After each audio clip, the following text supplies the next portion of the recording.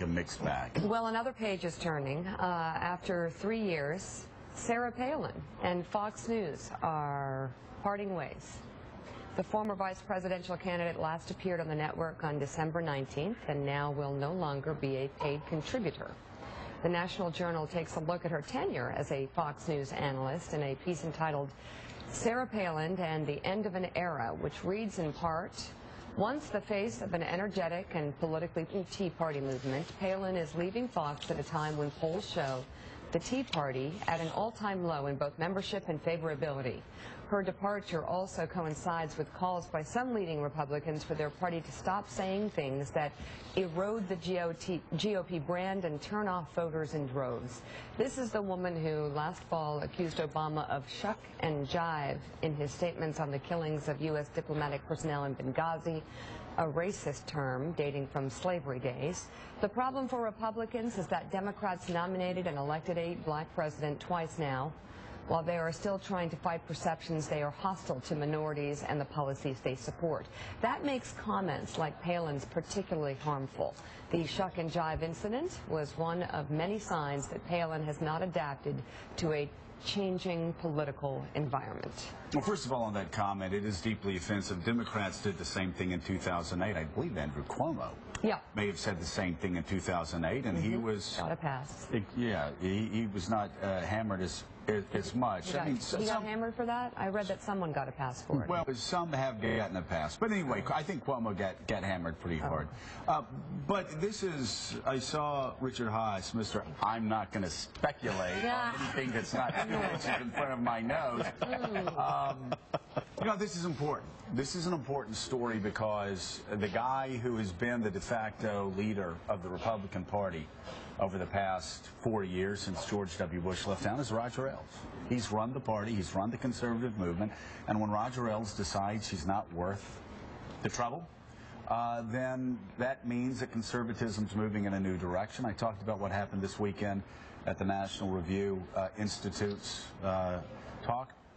I was really surprised by what I heard, and heartened, whether it was Bill Kristol or John, boy, if you don't say his name right, he gets really mad at you. Yeah. Also, what Scott Walker said. Scott Walker is doing really well. I'll show you the polls of how well Scott's doing up in Wisconsin. And all the Republicans got up there, and they were saying the same thing.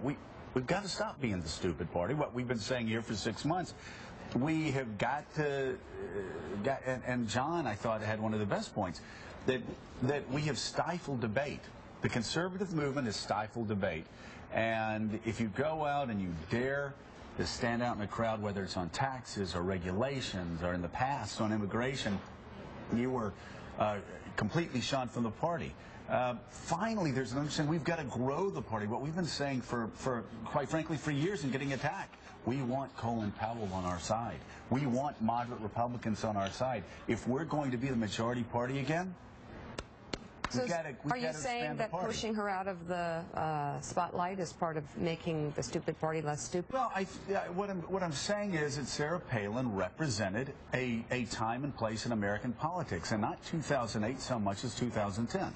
And that time is passing us very quickly. And party leaders are finally understanding that. And, you know, Roger Ailes, I brought up Richard Haas, Roger Ailes before. Roger Ailes saw this coming well before the 2012 election.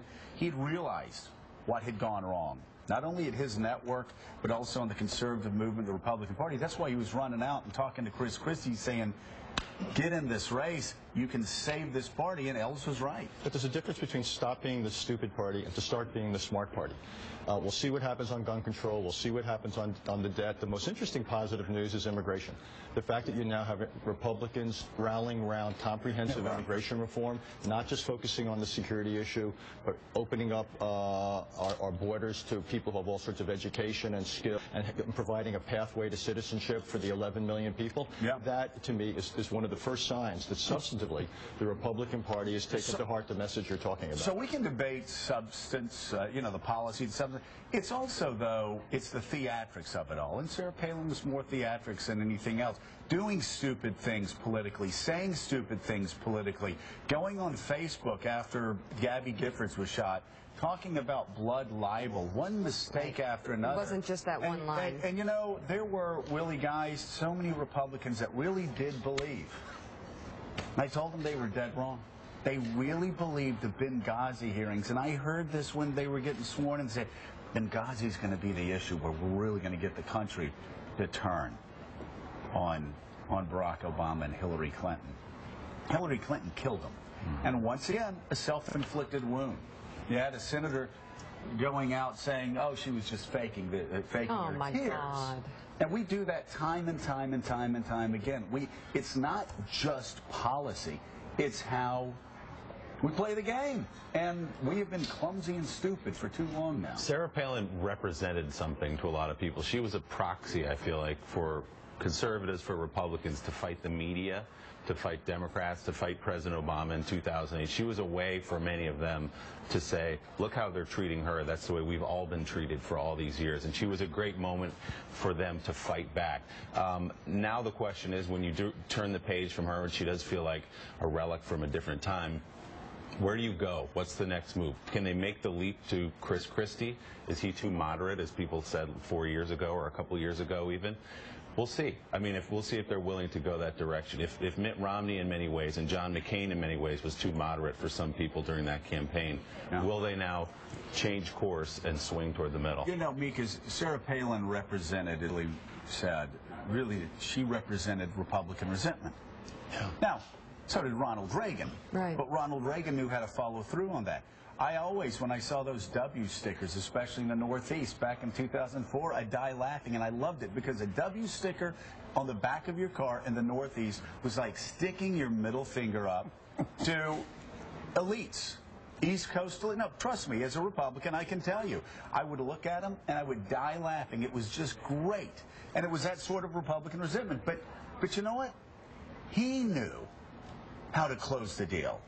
Bush knew how to close the deal. Reagan knew how to close the deal. Republican resentment, you know, it's just like they say in Washington, if you're paranoid, you know, what is the saying that just because you're paranoid doesn't mean everybody isn't out to get you? Well, we Republicans have a reason to resent how we've been looked down upon by East Coast elites for about 50 years now. And so sometimes you have candidates that can really plug into that resentment and close the deal. Sarah Palin could never do it. There never was the follow-through, and she just didn't have the discipline to become the transformational candidate that she had the possibility of being on that speech in 2008. I think you just can't stand for resentment. Oh, I know. If we could only be as pure in this category as Democrats who never use class warfare, never use resentment, that's not what I said. Rage. You just can't stand for it alone. Okay. So, right, we're saying the same thing. We're agreeing right now. We're agreeing, guys. I think you're on steroids. Come on now. Yeah, I think you're on steroids. It's okay. Just because I'm a woman, I can say something critical of Sarah Palin, too. It's okay. I'll survive. Coming up, Nobel Prize.